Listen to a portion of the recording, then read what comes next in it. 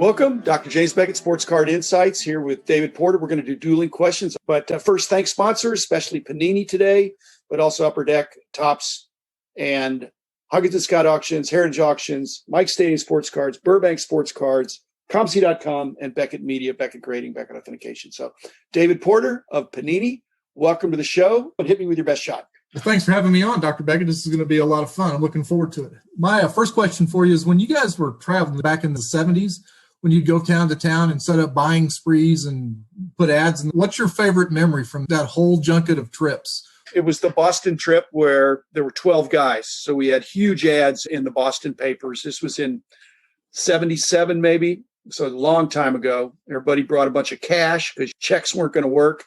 We had 6 locations all over the Boston metropolitan area. There'd never been a big card show there. And we had so much stuff that we got, and it was 1960 and before, or 63 maybe. So there was no new stuff.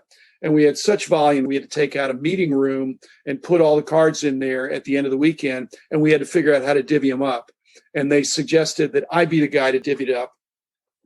So they left the room, went and had dinner, and so I made 12 long and tall piles of cards. There were all kinds of Gaudis, Tito 6s, just 19th century cards, just thousands of cards for each guy of all primo stuff. So I divided it up, and they couldn't snoop around because they couldn't see what was in there. But I said, these are all equal, and I will pick last.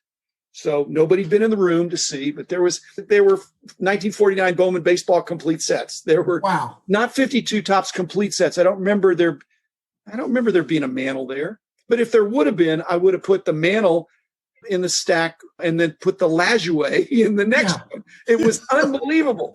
So I wound up getting last choice, and I did fine because I equitably distributed them. Sure. I've actually told that story, but it's fun to tell. I had not heard it. Okay.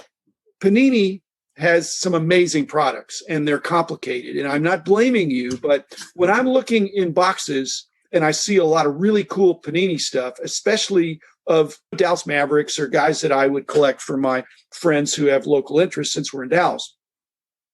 When they're not serially numbered, these parallels and the rainbow effect is because you guys come up with all these different colors.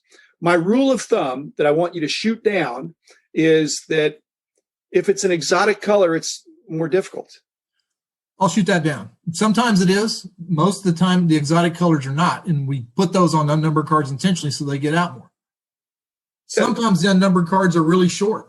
If you get like a zebra card that's not numbered, it's got like zebra stripes on it, those are extremely short. They will always be extremely short. It'll just be a brand tenant of the Prism brand, no matter what sport it is. If you pull a zebra card, know that there's not very many of them. Or if you pull a downtown insert or a kaboom insert, know that those are always going to be short. So the more familiar you become with Panini products, the easier it'll be to spot the ones that are really short, probably. Most of the time, that follows that way. We have seen some instances where it's not been the case, and sometimes we get a couple angry collectors that go, you should have told me that was only out of whatever. How can I know that? Do I have to just study up and look at the product spec sheets? I think more importantly is don't be so quick to sell your stuff. Hang on to your stuff enough to where you have a time to do a little market research. You can go and see what other people are getting for those same type cards. Just don't think you have to be the first one to sell that insert or sell that card. See, hang on to it long enough where you can do your own research and figure out what it's worth. That's the advice I give people. Fair enough. Okay, your turn. This market's pretty crazy. Where do you see it ending up? Well, it ends up with that there's going to be a correction. There's no way. You can't have things going up 100% a month. I mean, so I prefer a correction to a crash. And a crash means people don't want it at any price. There's a lot of cards in the hobby that if they drop by half, they still, I don't think, would be good deals compared to a year or two ago. I hope people don't freak out when the next glamour card doesn't sell for more than it sold the month before. That's just not real life. But through it all, there's a solid base of collectors who are interested. They'd love to have a 52 Topps mantle, but now that's priced out of the range of almost anybody in almost any condition. To me, that's unhealthy, but I'm not in charge. I'm not in favor of market manipulation. And I'm not saying that's what this is, but there's a herd mentality, a bandwagon effect, the fear of missing out that's only on the buying side. And I better buy it now because it's going up. And all it's going to take is a turn to think, I better sell it now because it's going down. But if you chop prices in half, people are still going to want to buy some of these better cards because they're cool and they're rare too. That goes for new and old. It's not that the vintage cards are immune or the new cards are immune just because they're serial numbered. We have an excess of demand over supply right now. As long as there's more dollars chasing a few cards, the price are going to go up, but they won't go up forever. Okay. It's a really good answer. Second question. Okay.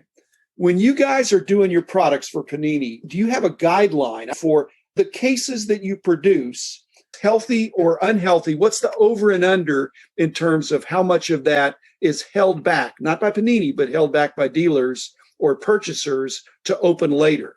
I've always said if 10% of the product is not opened in that year and is set aside for future investment, 10% sounds reasonable to me.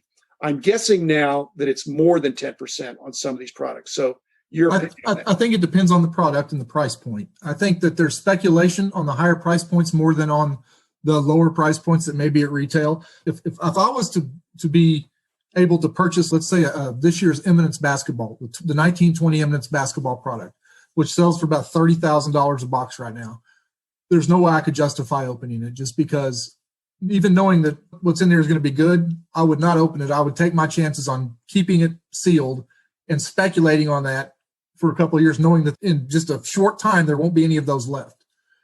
As on the same way that I think that I also would not be in a big hurry if I was like doing retail, any Optichrome program we do like Mosaic or Prism or Select. I would not be in a big hurry to sell the count lots of my rookies, especially the ones that weren't on fire or that weren't the top 2 or 3. I would be a lot more apt to hang on to those, just watching what the history of that brand has done and how people collect, just how the natural progression of collectors handle releases like that. We've seen the 12-13, the first year we did Prism basketball in 12-13, those prices are ridiculous. Of course, we built it a lot differently in 12-13 than we do now. I think you only had 2 Prisms in a box in 12-13.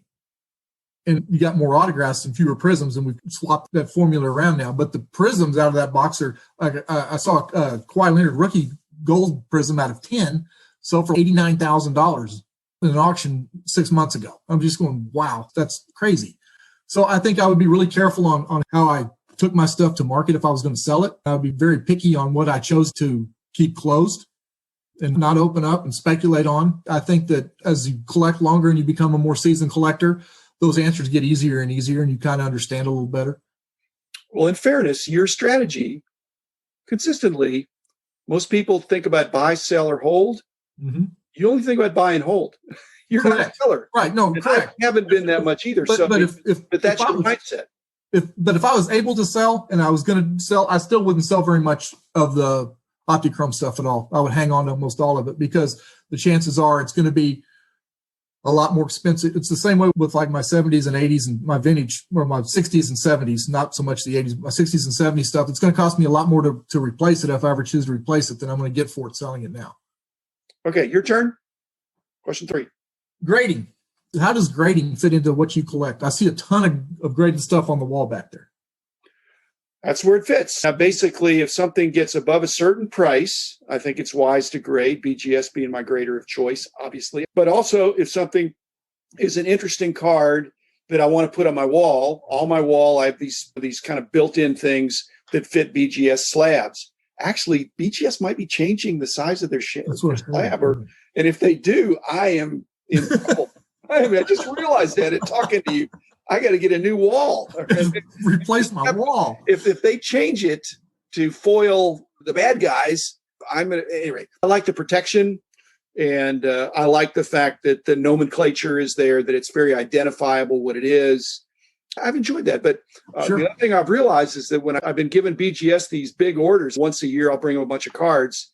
And that's probably not a good way to do it because they're so backlogged. Bigger orders, I think, are problematic. So I probably ought to be giving them cards every month where they could knock them out. Spread them out, yeah. Not the way I work. So, yeah, my wall of fame is to have one guy slabbed where there's a uniform look to it. for each player. But then I have other backup stocks. I don't really have an algorithm for if it's above a certain value. It's just I've got some cheap cards that are slabbed and I've got some expensive cards that are slabbed. Okay, my turn. Hey. What's the best decade for collecting? You get to go back to the 70s, the 80s, the 90s, the aughts, the 10s, and now the 20s. What's the best decade for collecting from David Porter's perspective? I'll go the right now.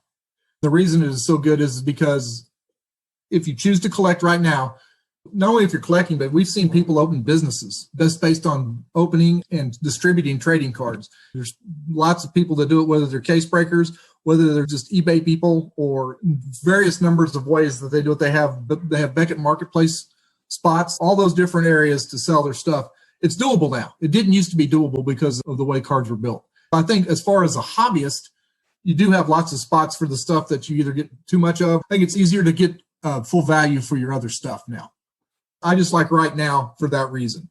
As my favorite decade to work on sets from those is the 60s. Yeah. I'm amazed because there's so many cards in the 60s that you think are commons until you go try to find them and they're anything but. You know? Another way to think of the decade thing is even adjusting for inflation, the dollars per hour that you get from enjoying the hobby and profiting from the hobby is jumped up amazingly this year. And hence this. The last 2 or 3 years, it's been exponential. Because we didn't value our time that much in the 60s, 70s, 80s, 90s that much, but there wasn't a lot of return. We were younger too. Okay, your question. Of all the things that you did with Beckett and all the great stuff you brought to the hobby, what are you most proud of? The easy answer is my team. Well, yeah. Because I realized that when I was by myself and doing it, I did a lot of price guides on my own. That was a lot of satisfaction. But the big success and increase came when I brought on teammates that were super talented, hardworking, like you said, the passion, the knowledge. I always had great contributors too, but we put everybody under one roof. And I realize now that many of the companies in the COVID world, they're offshored, they're not under the same roof. But we had a great team, a little bit of a family atmosphere, of a team, esprit de corps, that we were in this together. And we were going to pitch in, and we didn't have a lot of people saying, hey, that's not my job. They'd said, I could do that. And they'd jump in, they'd learn something. They were dealing with cards. You didn't have to twist somebody's arm to say, hey, we need somebody to go to the show this weekend in Chicago. Track it. There'd be volunteers. There'd be guys pushing other guys out of the way. I made it like a fraternity thing without hazing to any great degree. Right. Yeah, there was no. But you were hazed when you came on. I did not get hazed a lot. I don't remember being hazed a lot. No. Rich, maybe a little bit, but that was it. Yeah. But that's been the fun. I'm working on stuff that I love doing, using my wiring, and then I get to do it with people I really enjoy working with. It was a great blessing. Now doing the podcast, I get a little bit of that without having to make payroll. I get to talk to my friends on a more equal basis and talk about the good old days. And the good old days maybe aren't as good as the good new days that we're having right now. Right. And thanks to creative teams at each of the card companies that are cranking out interesting products. I'm more of a vintage guy, but the hobby needs to be hot with what's now. And Panini, you guys are doing a great job on that and keeping it fresh, interesting, dynamic, and expensive. So. Expensive. Well, thanks for that. I was going to say the answer to my question for you was credibility, because that's what you brought it to, where everyone had one place to go where they knew what they were looking at was correct. That's sometimes a really hard thing to find when you're new to something and looking for it, but that's a huge feather that gets overlooked. That was a goal, David, but it was team effort even in that. Or it was. A lot of times I tried to set a tone, but I wasn't forcing anybody to follow me. No. We mainly hired for character and passion. As you've said, we wanted sharp people, but they had to have integrity, and we chose wisely and just had a great time. It was a Hall of Fame team. Great ride. It was, yes. Thanks, David Porter. Thanks, listeners. We'll be back tomorrow. Dr. Beckett, thank you.